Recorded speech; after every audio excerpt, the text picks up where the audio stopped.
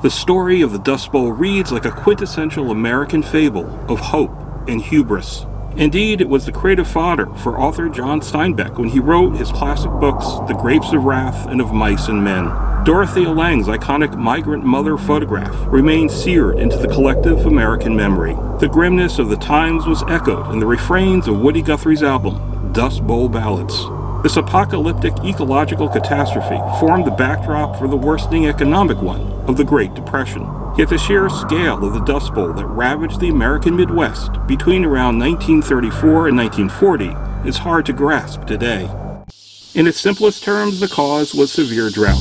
But drought was only half the story. Such dry periods were nothing new in the hundreds of thousands of years of natural history out on the semi-arid North American high plains. They were typically balanced out by wet spells, and this alternating of dry and wet periods, and even the occasional wildfires, had long ago been adapted to by the flora and fauna that called it home.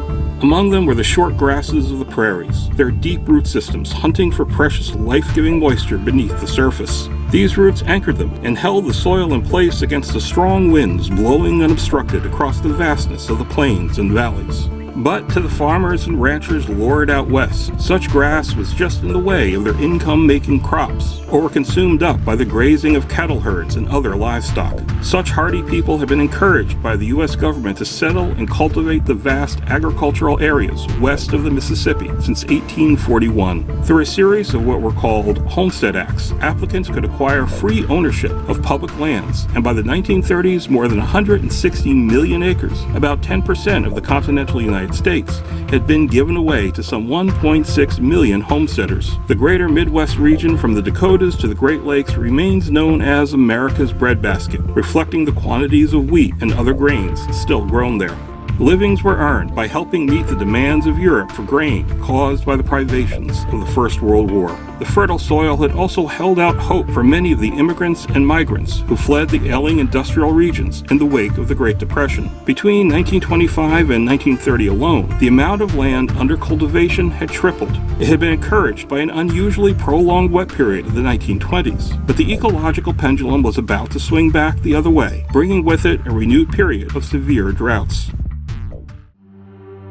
Farmers began going bust from the failure of crops unable to survive in the parching heat. Once green fields turned to barren dirt, and this time there were no grasses to hold it down when the winds came. Dust storms became increasingly common and shockingly large. In fact, there was something almost biblical in the scale of what was happening. Increasing fears of potential famine were punctuated by dust storms so thick they were being dubbed black blizzards. Entire towns were being swallowed, their streets buried in fine soil that found its way inside through cracks and under doors. Herds of cattle caught in the billowing clouds were being choked half to death, and wind-blown drifts were piling high enough to derail trains.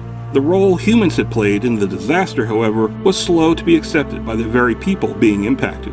These were a special, rugged breed who tapped into the spirit of the pioneers who came before and were not ones to give up easily in the face of adversity. They took pride in their obstinacy. Let the winds howl. They'd just dig in their heels and howl right back. Some, however, had begun to face the reality. They had been licked. One by one, broken men and their families reluctantly packed their worldly belongings into old jalopies and headed back east or out to California, filling temporary shanty towns with little real idea of where they might end up. But as much as they had unwittingly contributed to the disaster, they could also be the means to fix it. These weren't bad people, they just didn't know better, and the promise of the prairies had been too good to pass up. What they needed was help from someone who understood both their nature, but also the complicated science behind the interplay of climate and the land. And this is where a New Jersey history connection comes into the picture. To the people in and around the Garden State in the 1930s, the American West was still somewhat wild and a world away. News of the calamities befalling its communities were certainly tragic, but still couldn't help but feel abstract. Besides, the urban and industrial Northeast had troubles of its own after the 1929 stock market crash. Then, on March 9, 1934, out in the northern prairies of the Dakotas and Montana, the winds began to march east, drying up the land, building, broiling, reaching for the jet stream.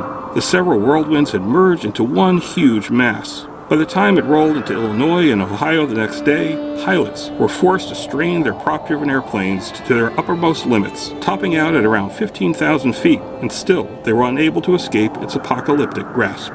It was estimated that this one dust storm alone transported 3 tons of dust for every American alive that day. As the sun rose the next day, Scranton, Boston, and New York found the once bright, clear morning choked into blackness. The disaster out west was suddenly more real as dust literally started falling like snow on East Coast doorsteps.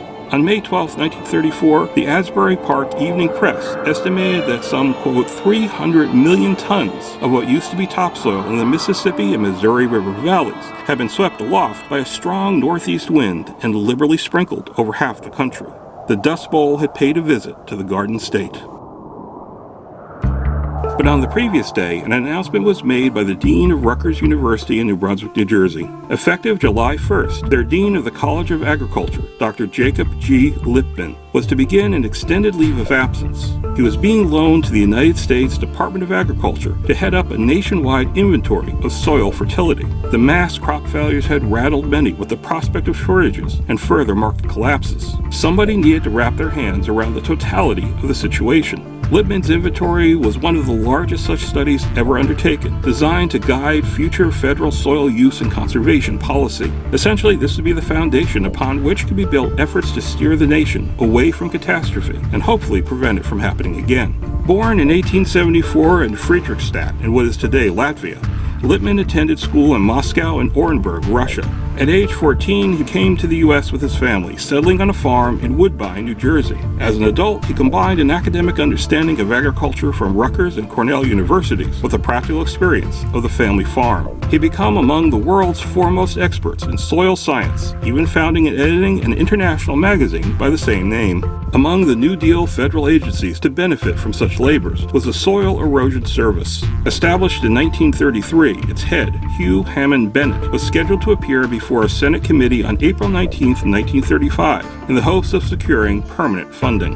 At one point, an aide whispered in his ear another dust storm was headed their way. So Bennett stalled and digressed to buy time until the daylight outside the Senate office building's windows disappeared. "There goes Oklahoma," he quipped, making his point in melodramatic fashion. By the 27th, he had his funding, and the agency still exists as a soil conservation service. New Jersey's taste of the Dust Bowl was nothing compared with the hardships endured by those in the thick of it. Yet now, the healing could begin, thanks, at least in part, to a New Jersey history connection.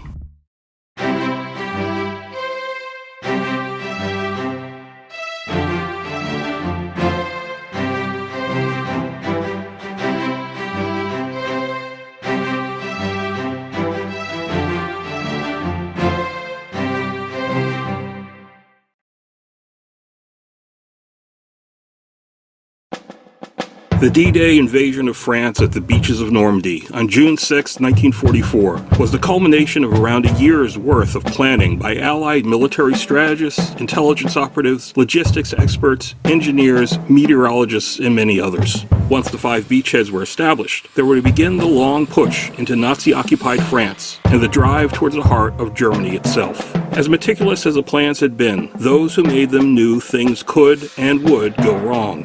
What they failed to anticipate, however, was that their momentum would be slowed not by that enemy or even overstretched supply lines, but by dirt and plants. These were not just any dirt and plants, though, but ancient hedgerows. The engines of the Sherman tanks brought into the fight strained hard against them. Often the best they could do was climb slowly over the mounds, often after several tries, but this exposed their poorly armored underbellies. The success of the liberation of Europe was in a very real danger of being stalled by the fences of medieval farmers. They needed something that would allow tanks to break through as rapidly as possible, but without exposing their undersides, and all while maintaining whatever element of surprise they still had. But what? This is where the New Jersey History Connection comes in.